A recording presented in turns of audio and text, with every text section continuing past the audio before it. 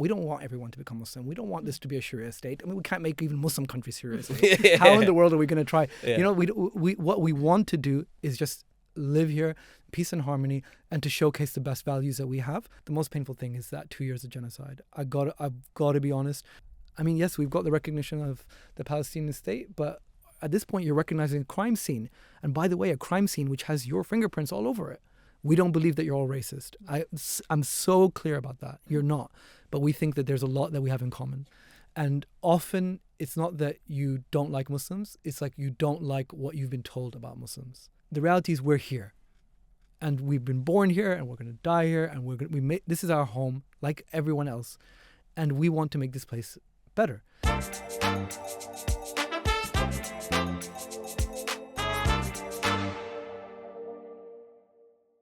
Hello, everybody. Welcome to the Politics of Podcast. I'm Ali Milani. And I'm Zoe Grunewald. And we have a very special guest with us this week on the podcast, Dr Wajid Akhter, the Secretary General of the Muslim Council of Britain. Thank you so much for joining us. Thank you for having me. You come to us, it could not be a more timely time with the state of the country, the future of British Muslims under question. We're going to try and unpack a lot of that today. We've got a good amount of time with you to kind of delve into the detail of what's going on. What I would love you to do to start with is explain a little bit about the Muslim Council of Britain and your role, because a lot of our audience might not know. The Muslim community doesn't have a hierarchical structure like other religious communities. We don't have a chief rabbi. We don't have a pope. So you're not the pope. Or are you? Or are you? They can kiss the ring if they want. Yes. Yeah. But the Muslim Council of Britain is still the largest, most legitimate sort of Muslim organization in the country. So do you want to tell us about it? Yeah, so it is the largest umbrella body of Muslim organizations, mosques, charities, youth groups across the country, 500 plus and counting. It's been around for 27 years. And it's essentially a platform to help the Muslim community coordinate when we want to represent our views or our interests to government, or even internally when we want to try to get things going on a national scale. So it's an attempt to build a coordinating layer or an umbrella body for the Muslim community. We don't claim to speak on behalf of everyone. We don't claim to represent everyone, but we are the largest and most diverse and most nationally well-dispersed umbrella body for Muslims in this country. So we want to talk about where the country is, right? Because we do find ourselves interviewing you. Probably the most difficult time in my lifetime. It's harder to be a Muslim, I think, in Britain than it has at any point in my life. The rise of the far right. The country just feels, am I right? It just feels like we're on edge a little bit. So let's start off with what's happened in Manchester recently, the terrorist attack in Manchester, which saw an attack on a synagogue. I know MCB has condemned the attack very publicly, and then consequently we've had attacks on mosques. So I think a couple of weeks ago an imam was stabbed in London. Last week, yeah. Yeah. An imam was stabbed. Yes. We've had yesterday morning we had that arson attack on the mosque. Yesterday evening we had a vandalism of another mosque. Yesterday evening, young Muslim girls leaving a mosque were accosted by someone waving a scissor, threatening to stab them. So yeah, it's full on. So talk to us about where the country is. What's your sense of... Look, this hatred, I mean, I was on a radio show on BBC this morning, and every caller was saying, this is so surprising, this isn't us. And I said, guys, this is not surprising. I mean, this is the inevitable outcome of what's been going on. The country being on edge is because it's been put on edge by a narrative that's being pushed online and on the streets to say we are an island of strangers. We are, where London is basically a fallen third world city with, gangs roaming the streets. You can't really live here. None of which is reflected in reality. There are problems, but essentially what we're saying is that the anti-Jewish hatred, the anti-Semitism that led to the attacks, the horrific attacks in Manchester, the Islamophobia that led to all these attacks on Muslims in the last 24 hours, they're two sides of the same coin.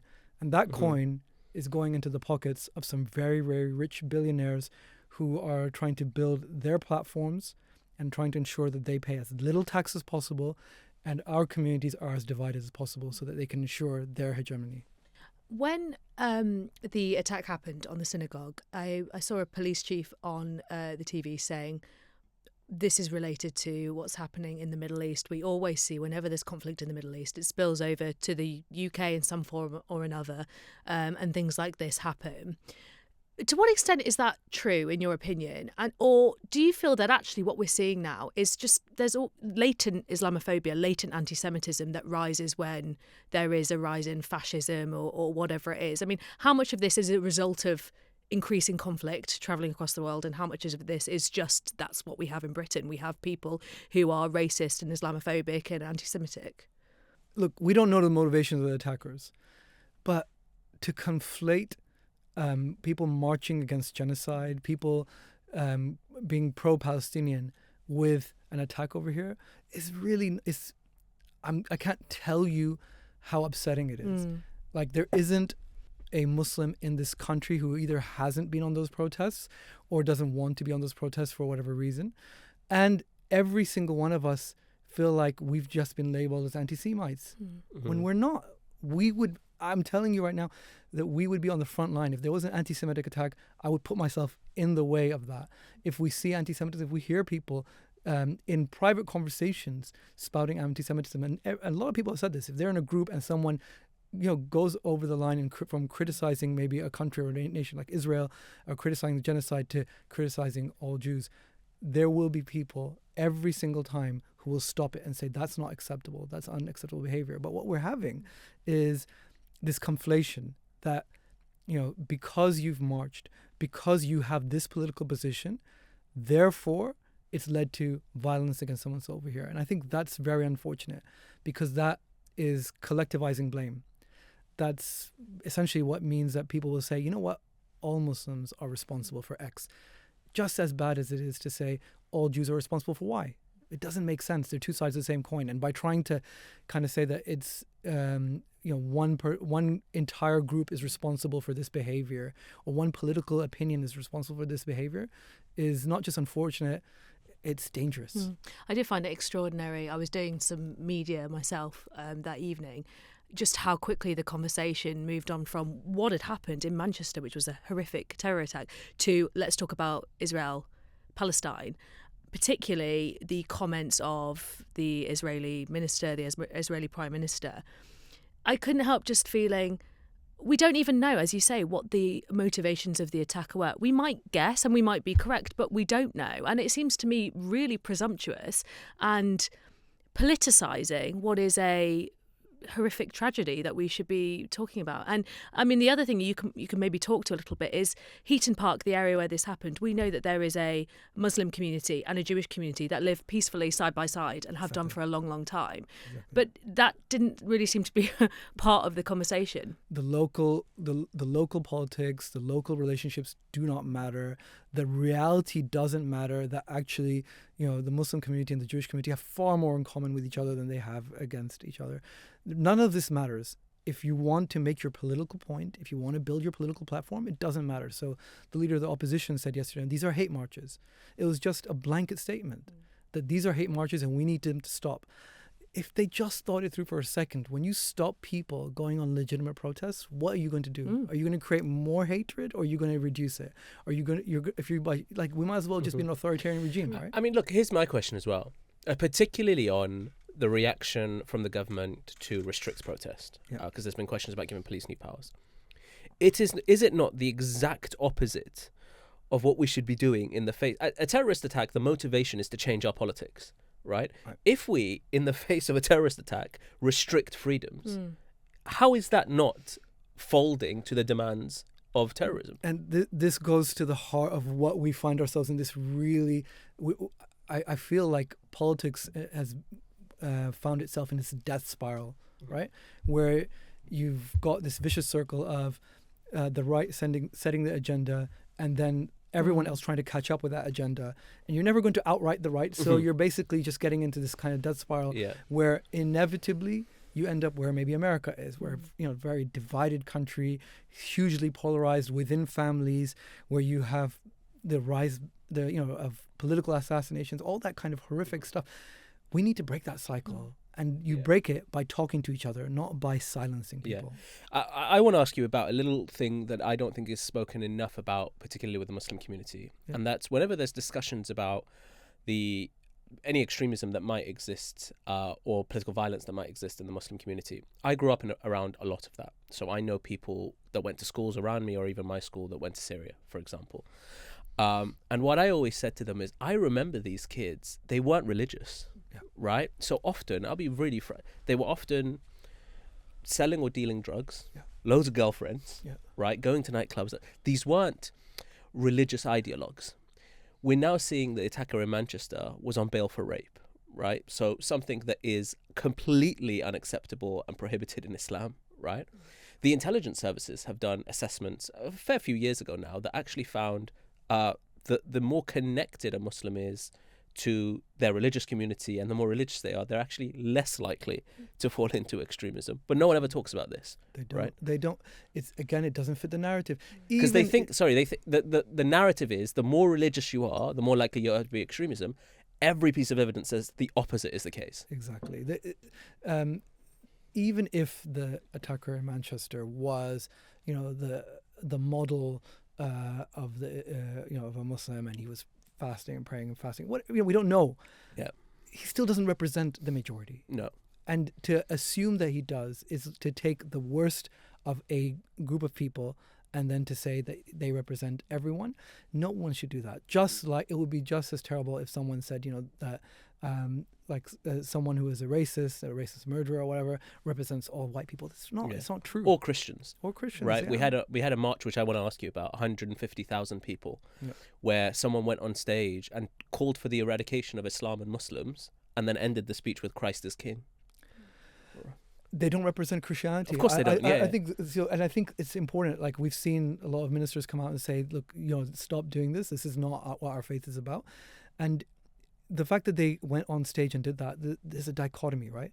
So everyone in the Muslim community is looking at that and saying, "Wow!" So you can go on stage and say, "I want to eradicate, Islam, entire faith and entire religion from this country," but if some people support a specific organization, they're going to jail, and they're going to jail in their thousands. So we see that difference. We've seen the difference in the way that half the cabinet turned up to support the Jewish community after the attack, and they should, as they should, right? But there wasn't, there was no one turning up for us. And we know no one showed up in Peacehaven when the mosque got set on fire. No one does, right? The Prime Minister sat, and this is 2 years ago. The Prime Minister sat and reassured Jewish students in the Jewish school that that they're going to be protected. No one came to a madrasa to tell the kids over there that you're going to be protected, and we're not asking for special treatment. We're just saying, listen, we're part of this country, and we want to feel. It's like also important, I think, for the comments, because it will come up. You are absolutely saying that they should be going to the Jewish schools, and they should be showing solidarity with the Jewish community who's gone through a horrific crime and terrorism, and I can only imagine during Yom Kippur, how they were feeling. What you're asking is for parity, right? Muslims who are also facing the same thing should have the same level of... It's not a maths thing, right? Yeah. This is an emotive thing, right? Like it's a perception. If it's a perception, then you need to try to, if there was a perception that you're kind of favoring London over the north, then you're going to do something to try to balance that perception. Hear you that exactly. I want to ask you about the definition of Islamophobia, which is a real political hot topic. Angela Rayner, I believe, before she left her post, was looking at how to put Islamophobia as a legal definition, so it could potentially, I think I'm right in saying it, so it could be a hate crime? Yes. I mean, it's already sort of defined as a hate crime, or it's recorded as a hate crime. Right. But to give a governmental definition would allow departments. Yes. And there's been a lot of pushback from the right. Yeah. What is your view on that? Do you think there should be a definition? What use would it have? And are you worried that now Rayner's gone and everything else that's happening in the country, that could get kicked into the long grass? There absolutely should be a definition. If there's no definition, then basically the hate that we experience doesn't get recorded, doesn't get, there's nothing to deal with institutional racism or institutional Islamophobia or systemic Islamophobia. And again, an entire community which has been specifically targeted as the entry point, the canary in the coal mine, that we need to basically clamp down on these people, to build our whatever agenda that they're wanting to build is going to be left completely vulnerable. And that's not good for us, and it's not good for anyone else either. Can you speak to the allegations that this is what do they call it? It's a blasphemy law by the back door. Yeah, nobody wants a blasphemy law. Like, as a Muslim Council, we don't support a blasphemy law. I've never heard a Muslim say they want a blasphemy law. By the way. I mean, it was something I think that in the previous generations, during the Rushdie affair, people would mention about a blasphemy law. But, no one's calling for a blasphemy law. And we're being very specific that anything that's targeting Islam or perceived Muslimness. So you might be the victim of Islamophobia without being a Muslim, right? Like if you're like that Sikh lady who was raped, unfortunately, recently, was probably the victim of racism / Islamophobia because they can't tell the difference sometimes. And there was a Sikh man who was killed. He was wearing a turban, and again they called him Osama bin Laden because they thought he was a Muslim. So I mean, we've raised that on the show before. The first person to be murdered as a result of an Islamophobic attack after 9/11 was a Sikh man. Exactly. Yeah. And this is the racism element. So when people ask, Islam isn't a race, right? So how can Islamophobia be a form of racism? The reality is the way it manifests itself is based on the colour of your skin, your perceived Muslimness, and your practice. Right? So the all-party parliamentary group already came up with a definition. What we just find a little bit infuriating, insulting, is that there is a definition. This is a definition that's widely accepted by the majority of the community, academics, hundreds of organizations, councils, everyone uses it. And now we're going back to the drawing board to have another discussion about, okay, fine, you're going to have another discussion. We're going to see where it goes. We're really feeling like it's like trying to work out the definition of arson while the country's burning. Yeah. And I want to talk about that feeling of it burning because you kind of touched on it a bit about those with political strategies that are really pushing this Islamophobic narrative. Over the last sort of month, I switch on the TV and I see just blatant, brazen Islamophobia on news channels. Yeah. Politicians who are utterly obsessed with us, right? So people like Rupert Lowe and his crusade against halal meat and some of the I'm going to just say divisive rhetoric. Yeah. Nick Timothy, who, God help him, is obsessed, right? If you go through his Twitter account, no one is a Muslim woman at some point broke his heart because that's the only explanation that I can give for why the brother is so obsessed with us. But it's in the chamber, it's on the streets, it's in the media. I am struggling as a Muslim right now to exist in this space because it seems open season. Yeah. Help me. What do we do? I think we need to have a positive vision of the future. I think that the opposite side this is where I'm going to give credit to them. They're very good at social media. They're very good at their narrative, and they are very on point about getting out their agenda, even if it's lies. They will just constantly get those points out. You can talk to their talking points. What's the alternative? Who's on the other side? Farage is the most popular politician on TikTok. Who's on the other side? We are still playing. We're fighting an analog war when it's all digital, right? And we haven't got a clue. We haven't got a vision of the future that's better. We don't have anyone that's charismatic, and we don't have a way of mobilizing the young men and women out there. So, recently when Labour announced that they were going to change the voting age to 16, there were loads of Muslims who were like celebrating, going, oh, great, we've got lots of Muslims who are under 16, so this means that we're going to have more engagement. I don't think so. I think it's actually going to be the opposite. What you're going to find is a lot of them are going to go right because from the Muslim community, because that's who's speaking to them. That's who's online, because they feel like the system isn't working to them. And if you feel like the system isn't working for you, then eventually you're going to be like, you know what, to hell with it, burn the system down. I don't care. Let's elect whoever we can. Let's elect, like Trump or whatever.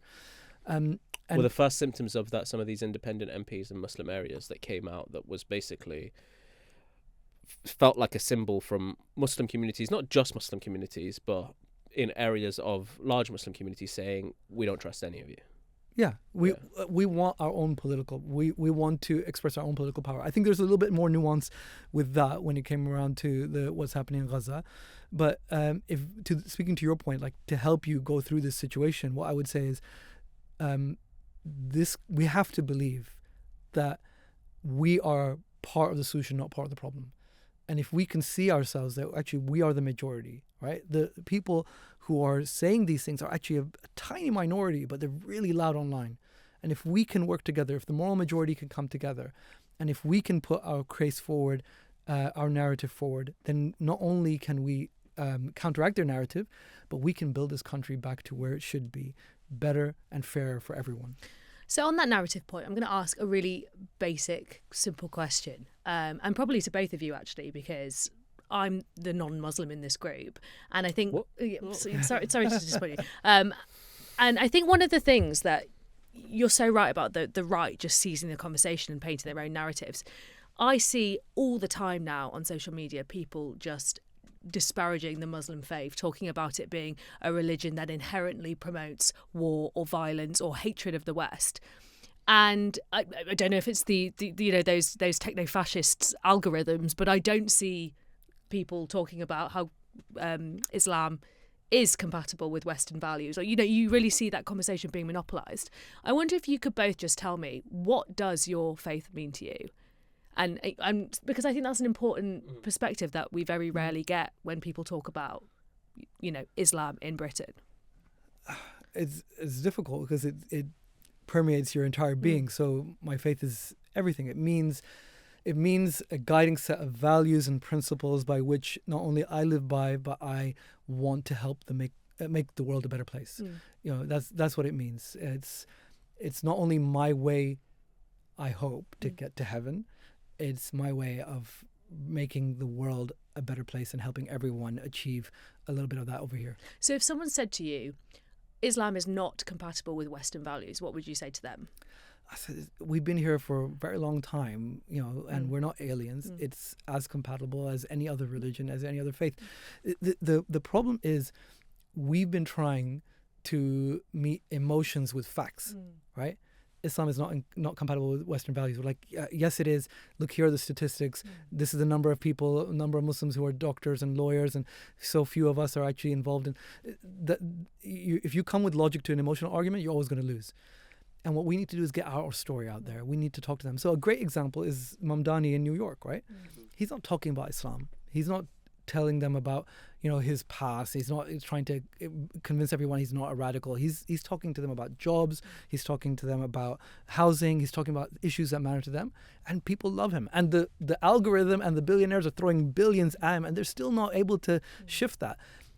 We are doing a terrible job of getting our faith across. I know I'm harsh when I say this, but I think genuinely we need to do better at trying to not only explain not just our faith, but our humanity to others. So we need to be out there speaking to people. And when they meet one-to-one, everything kind of, you find that the hatred disappears. Quite often, it's a tiny minority that just hold on to it. But when you meet one-to-one, you find that people really start to engage. And it's very difficult to dislike someone that you've humanized because you've interacted with them either online or in person. What about you?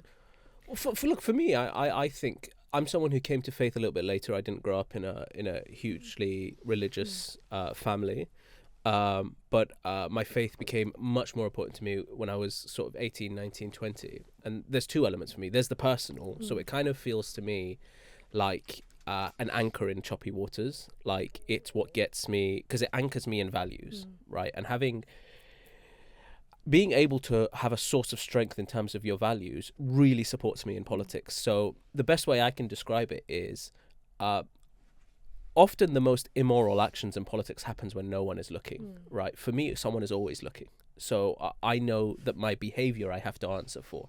And that might seem really basic, but it really does anchor me and sort of remind me in the darkest times when choosing the easy way out or the shortcut in politics would be easy and no one might even notice.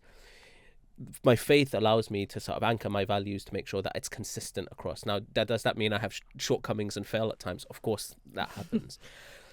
So that's the personal, and it shapes my entire worldview and that sort of element. For me, the bit that isn't discussed about is the community. I go on a Friday to Friday prayer, and it is the best example of multiculturalism, of peace, of community cohesion. If you go to, so this is what I would say to to anyone who is genuinely curious about Islam, just go stand outside of a mosque on a Friday, and you'll see African communities, you'll see Arab communities, you'll see Europeans. Like, it's crazy how mixed some of these and they live in perfect harmony. In fact, they're a source of strength to each other.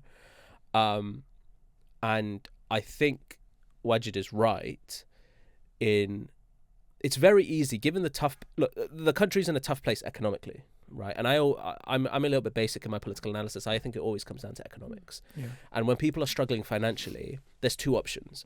There is the Elon Musk, Rupert Lowe, Nigel Farage sort of axis that are saying all of your problems are because of these Muslims and these brown folk. Yeah.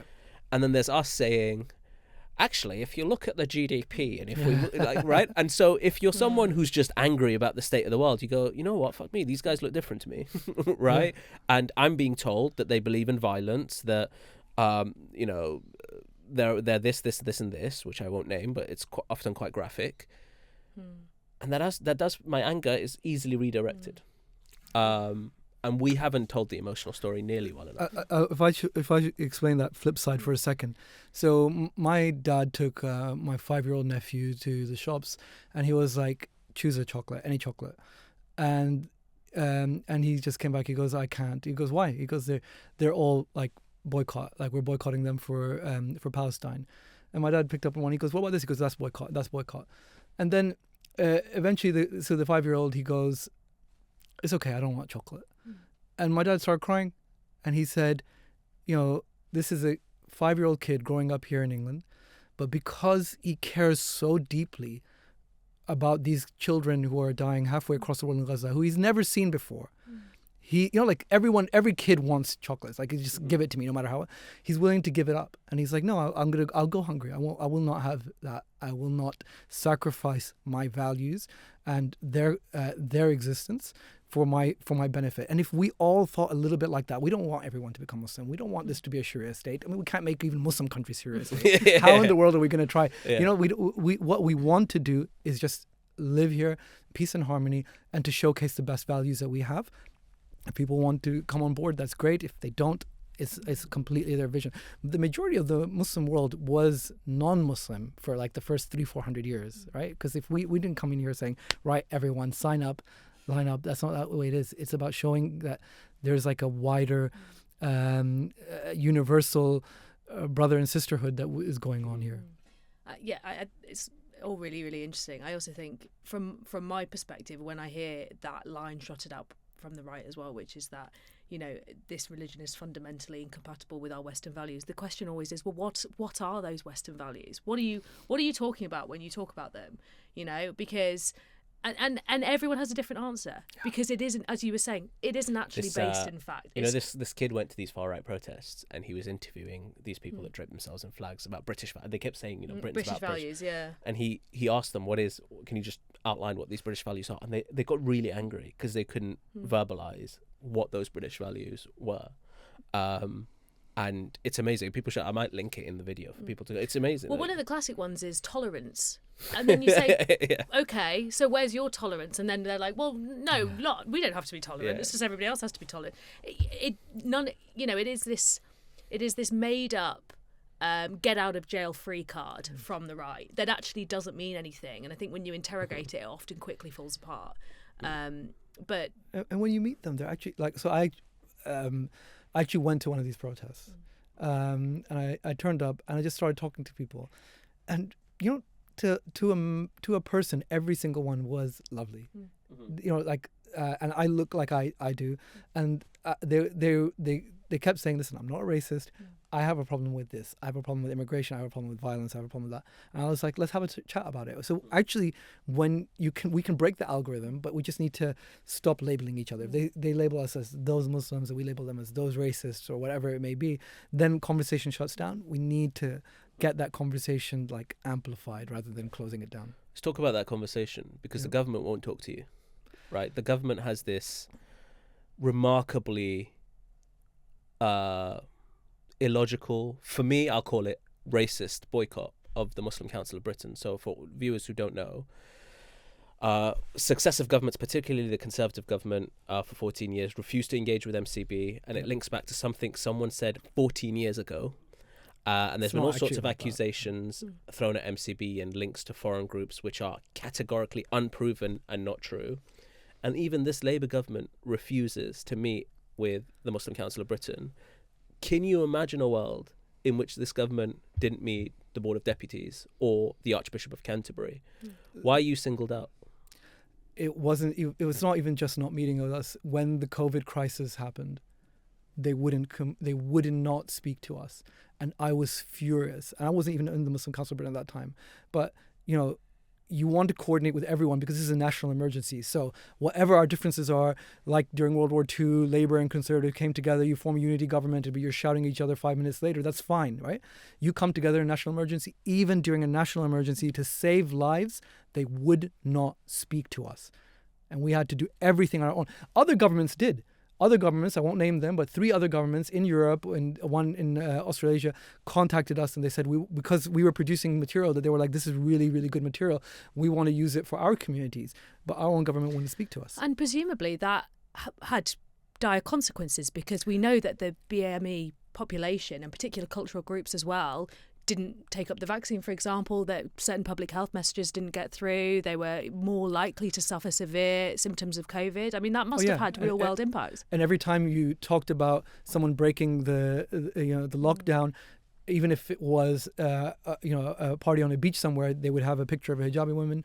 Like, yes, there was, I can't tell you how upset I am. Listen, if the government doesn't speak to us, we can't control that. And they have their reasons, and we can only guess as to their reasons. What reasons have they given you, if any? They don't have to give us any reasons. They don't speak to us. They literally do not want to even explain to us why they won't speak to us. So the reason I've seen publicly, and again, it's not been officially said, but the reason that's been leaked publicly is someone in the MCB said something, I think 14 years ago, right? We don't need to get into it because I don't want to retry the case and I don't actually know the details. But that leadership doesn't exist now, hasn't for years and years and years. Exactly. And we don't even know if that was legitimate at that time, let alone now. But the government just doesn't talk to the biggest Muslim body in the country. Is that race? Is it? Do you think there's an element of racism involved? I think there's an element of massive short-sightedness, right? I mean, that would be like Muslims saying we're not going to speak to the government because of the Iraq War. Like, that would be more legitimate to me. That would be, but we know that we need to work together. You don't have to like us, right? And but we just need to work together for the interest of the country. But I think the thing that I feel very strongly about is that we're not going to beg. Yeah, we're not going to say please speak to us.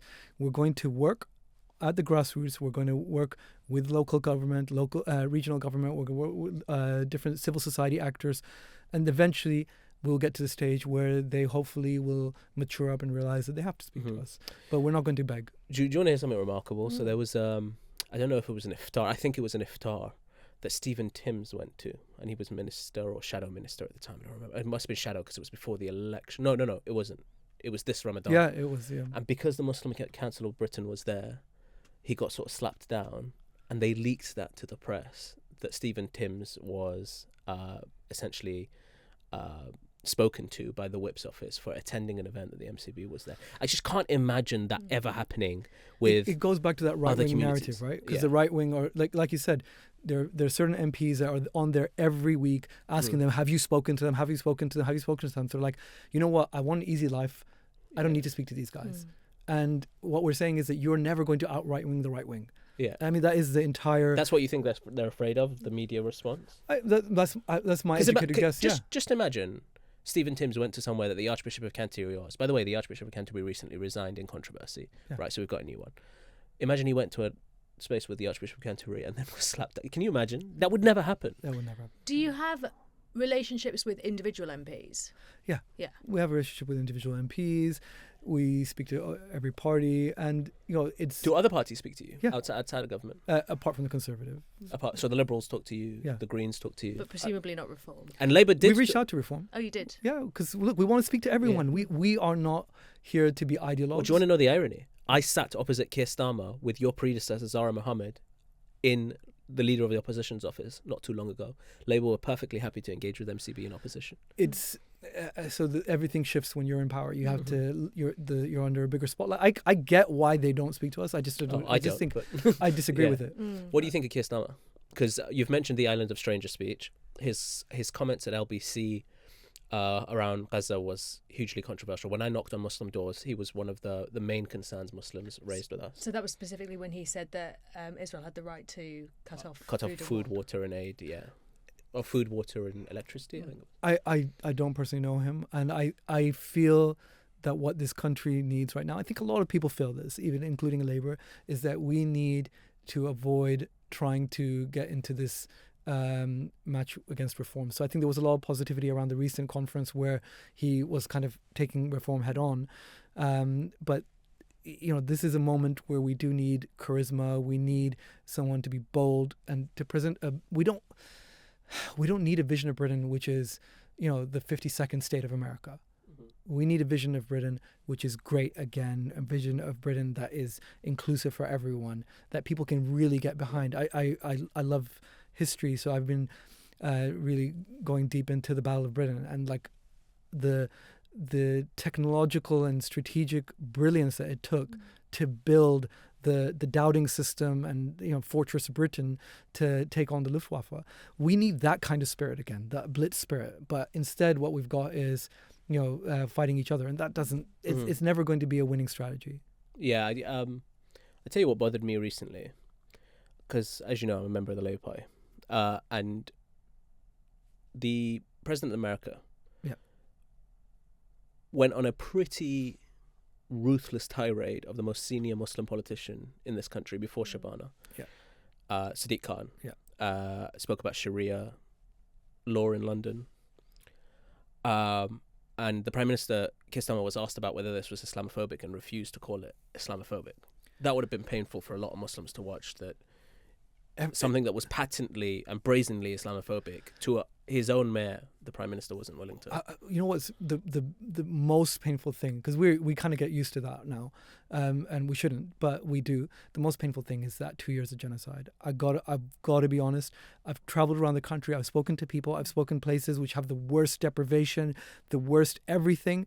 And when you ask them what's your number one issue, they're like, what's going on in Gaza? I mean, I can't tell you how much of a toll that's having on the Muslim community at every level, at every age, at every stage. And we don't think we're asking for anything special. We're just saying, for God's sake, don't be complicit in this. Why are we still selling weapons? Why are we still, why can't we support them? I mean, you can see other countries are like going forward and doing it. You see Spain and Norway and others who are kind of taking that step forward. And we're not asking for special favors. We're just saying it shouldn't be controversial to say the mass slaughter of men, women, and children on an industrial scale is just not good there or here. It's not acceptable.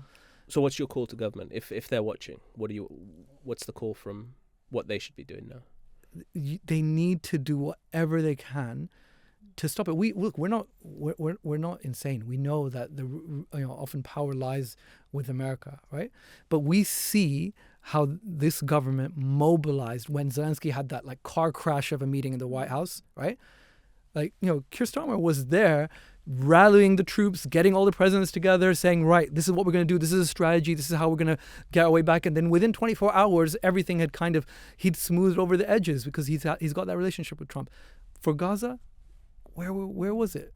I mean, yes, we've got the recognition of the Palestinian state, but at this point, you're recognizing a crime scene. And by the way, a crime scene which has your fingerprints all over it. That's not acceptable. And that's one of the most important issues. Everything else, it's not like like that's fine, you can be Islamophobic or whatever. But we're saying that Gaza shows us that, like the Islamophobia shows us that we don't matter. Gaza shows us that if our families were being killed on a daily basis, online, in your face, that we would see how many people would not lift a finger to do anything about it. I had one particular woman on the doorstep in 2024 told me that the lack of humanity and compassion that we have shown to children in Gaza tells me if my child's life was on the line here, you wouldn't care about it either. So you've exposed the dehumanization of Muslim lives as a whole, because that's the way the Muslim communities took it. Correct me if I'm wrong. Yeah. Was the reason that Ukraine is such a priority and Palestine and Gaza isn't, is because of the content of the people, not any other geopolitical issue. Ukrainian refugees come over. One Gazan family came over, and they were there in parliament saying, "We'll close that loophole. We'll make sure." We're like, what the hell? Are we not human beings?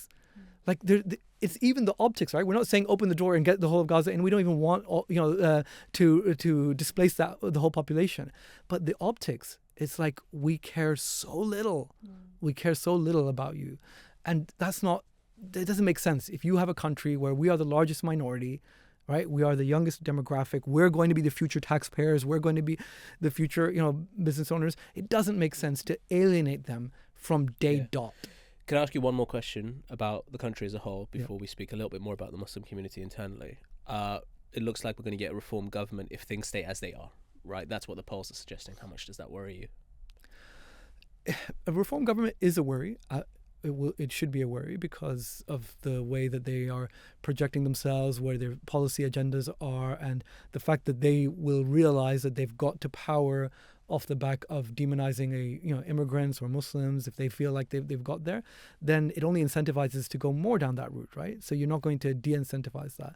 It does worry me. What worries me more is that pretty much everyone has given up before the game's over, right? Like there was that time when there was a football match, and the team had kind of just like were sitting there in the halftime, and the coach was like, "You've all given up. You feel like you're not even going to win, so you are a bunch of losers, right?"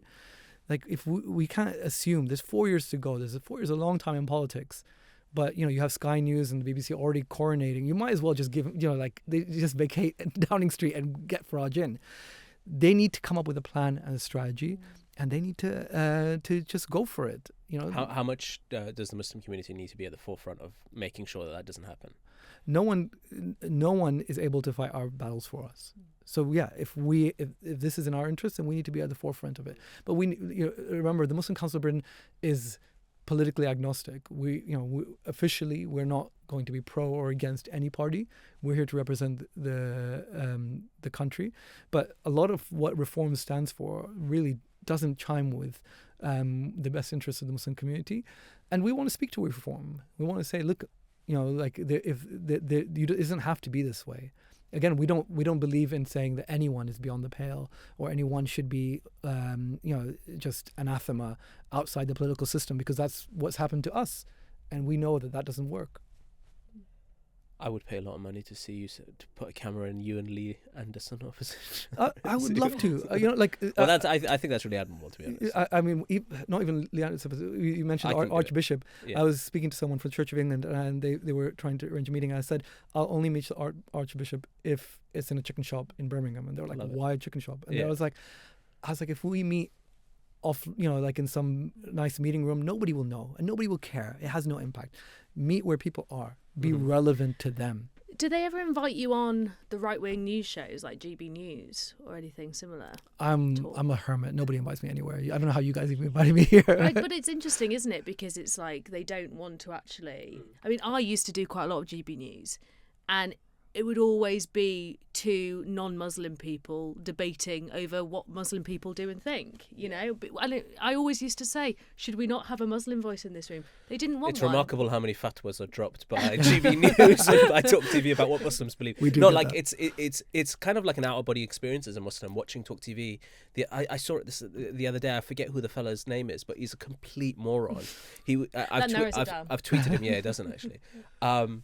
It's PC Barnes or something. You're an idiot. But he was talking about how no Muslim condemned Manchester, no mosque condemned the Manchester mosque. And then literally all I had to do was a quick Google all of the Manchester mosques, the Muslim Council of Britain, like they'd all condemned it. But obviously if you're a non-Muslim watching that, that's it's not about facts, it's emotions. I want to look inwards a little bit because we're a little bit short on time. You spoke about the concerns about Muslims voting going to the right. Yeah. How do you think that's a possibility? Is that happening? I think it is a possibility. If you don't factor that in, then it will happen. There were many Muslims, for example, who voted for Brexit, and so many other things. And this is there's a feeling like the system isn't working for us, and I'm economically hurting. And I do agree with you that at the end of the day, it's economy stupid, right? Like we got to focus on that. And the economy is going down, people's living standards are going down, and they're like, you know what? I'm just going to throw a match into this and see what happens. So yeah, there will be people who will vote Reform.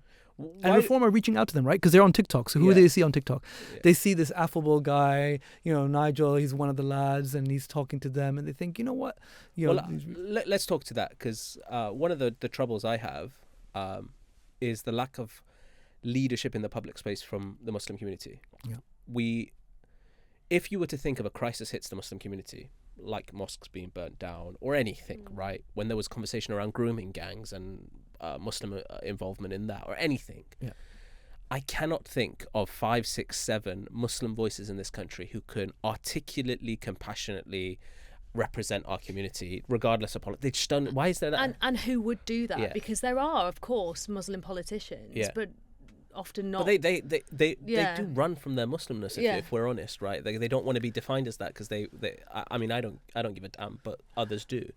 The only one I can think of is Mehdi Hassan, who has done relatively well, I think, in the public space and pushing back. Miqdad Varsi from our Miqdad is brilliant. He's very good. There's a few, but you're right. There's not enough. It's not about spokespeople. I think you need a leader, right? And we are lacking, not just a charismatic leader. We're just lacking leaders. I did this thing where I was talking to some Muslims from other countries, and I was like, your leaders are corrupt, and they're this and they're that, and they just put everyone in prison. And he just stopped me and he goes, "Who's your leader?" Right? And I was like, "For the Muslim community here." And I was like, and he's like, "Well, at least we have a leader, because all you have is chaos, right?" So we need to. This is something I'm very, very keen on, saying that the Muslim community needs to have a united voice. That's very important. And we need to have charismatic voices, people who can tell our story, right? Like we've had it in the past. We've had people like Malcolm X in America, who was able to articulate the voice of a generation for angry young men or like concerned young women, like coming through. He was able to articulate their voice brilliantly. We don't have that, and we need to develop it. Zoe and I, we've talked about, not particularly with Muslims, but it is a problem with Muslims, in the absence of that leadership. A lot of our particularly young men, I'm happy to kind of put it on the record, I think a lot of young Muslim men are being drawn to the likes of Andrew Tate, which is hugely concerning to me. Absolutely. I mean, it's why wouldn't they? Who's that role model that's kind of telling them that they can be the best version of themselves and all this kind of stuff? And I'm not saying I agree with Andrew Tate, but I can see why they're being drawn into that. Everyone is drawn into something that makes them feel more powerful than they are, that makes them feel that their place in society is valuable, that makes them feel like they can do anything. And then on the opposite side, you've got people who tell them, sit down, be quiet. There's no place for you in our leadership structures. It's all doom and gloom. So, there's there was this story where they go that there's 2 people breaking stones, and one person asks one of them, "What are you doing?" And he goes, "Can't you see I'm breaking stones? Right? I'm punished. I'm here to break stones." And they ask the second guy, "What are you doing?" And he goes, "I'm building this magnificent cathedral." Right? Both of them doing the same thing, but at the end of the day, one is presenting a hope of a vision of the future that's much brighter, and the other is presenting like this doom and gloom darkness. Right now in our community, like you said, it's just doom and gloom. Everyone shares like, Reform are going to come to victory, and everyone is out there and they're baying for blood, and they're going to burn down every mosque. And I was just like, you do not get to do that as a leader. And I get really annoyed when I'm in a group with Muslim leaders. I was like, there needs to be a difference between what your group is and what a group of teenagers is sharing, right? You need to be sharing hope. People don't want a companion in the shipwreck. They want a lighthouse on the shore. We need that lighthouse who says, our future of this country, of Muslims in this country, is going to be good, which is why, I presented this Vision 2050. And then people can argue, what is it and what does it mean? And you haven't got enough depth to it. It doesn't matter. Vision 2050 means in 25 years, we're going to transform our community from the least educated, the least economically privileged, the least politically empowered, to the most in all those areas, for the betterment, not just of our community, but for the betterment of the whole country. If this country is going to, go from being where it is right now, which is essentially falling down the ranks, middling power economically, et cetera, staring down the barrel of having to hitch itself to America, to being that confident nation that could, span the globe, then it's going to be young Muslims that are going to do it. And that's the vision we're going to present to others. All right, we're almost out of time. I have one last question for you. Okay. Somehow we get a lot of reform voters and like these really right-wing viewers that They hate listening to us. but they love to leave comments. But we've got them. They have an opportunity to hear from you. What do you want them to know about Muslims and Islam that they're not getting from GB News and Nick Timothy and Rupert Lowe and Nigel Farage?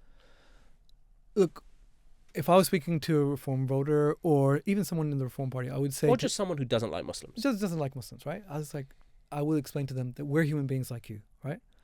And often it's not that you don't like Muslims, it's like you don't like what you've been told about Muslims.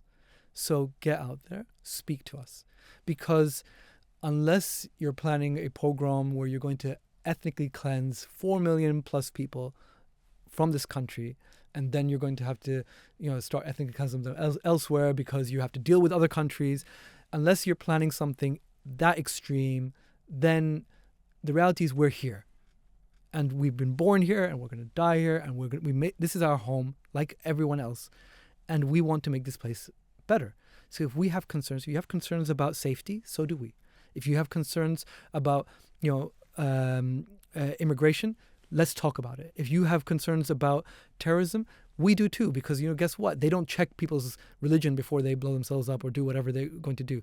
And if you have concerns about the economy, we do too. Let's work together to help build a better future, because the alternative is that we spend all our time fighting each other. And nobody wants that. That's not going to be in our interests or the interests of anyone else apart from those who profit from that. If somebody's telling you that part of the country is the problem, there's more than likely that they're benefiting from that. They're either going to try to build their platform off it, and that's what we're seeing, right? We see all these people who are suddenly joining the party. They're saying, right, I'm going to out-reform reform. I'm going to become more and more right-wing, because they're getting the clicks from it. They're getting the likes from it. They're getting their business deals out of it. And we need to just follow the money and find out. What you're going to find out is that your Muslim neighbor who's struggling financially just like you are, who's worried about knife crime just like you are, who wants this country to do better just like you do, has more in common with you than 99% of those people who are trying to present, who are pushing this narrative and this agenda, than Elon Musk or anyone else out there who's pushing this agenda. Yeah, I mean, you have far more in common with your Muslim neighbor who might be a bus driver, a teacher, or a plumber than you do with the billionaire Elon Musk, who kind of beamed himself into the march in London and said violence is coming to you and you need to fight back. Yeah, and they played the American national anthem. Yeah. I was livid, right? Yeah. I remember when I was in America on July the 4th, and they were putting their flags and fireworks, and then they turned around to me and they go, "When's your Independence Day?" And I was like, "Excuse me? Yeah. We don't have Independence Day here. Because of us, every country from New Zealand to Canada has Independence Days. We do bank holidays." Yeah. To play the American national anthem at a British march, it tells you everything. Yeah. To have an American billionaire who himself is an immigrant, telling you to talk, things about immigrants in this country, it tells you everything you need to know. Talk to us. We are part of the country and part of your community, and you are too. We don't believe that you're all racist. I'm so clear about that. You're not. But we think that there's a lot that we have in common. But that's how you know it's based in white supremacy, right? When if the foreigner you're listening to is white but not brown, then maybe double check and follow the money. Okay, so I'm going to make an executive decision, guys. Sure. I get permission from you first, because you're co-host. Okay. I want to get you back, but here's what I want to do. So I'm going to tell every viewer, whether you're right wing, left wing, in the center. God knows why you'd be in the center, but that's where maybe you are. Leave a comment that you might have for Wajid about Muslims, Islam, the state of the community, and we'll reconvene in a couple of months and go through them, and you can respond directly to. I would love that. To come back I would love that, because look, we're not angels, right? Yeah. We have things that need to change in the Muslim community, and we're going to work on changing them. Yeah. But we're human beings. Some of these comments are quite rough. We did an episode. We'll filter them out. Yeah. I'm not used to comments. So I'm not. Have your permission as well to do that? We have to do that. Yeah. Okay. Awesome. So thank you so much. Do your worst. to Dr Wajid Akhter, Secretary General of the Muslim Council of Britain. Thank you guys for watching and listening. Leave a comment down below, and we'll react to them when we bring Wajid back on. Like the video, share. Most importantly, subscribe to the channel. We've got so much amazing content coming your way. Thank you. This has been another episode of Politics, the Politics of Podcast. I've been Ali Milani. And I'm Zoe Grunewald.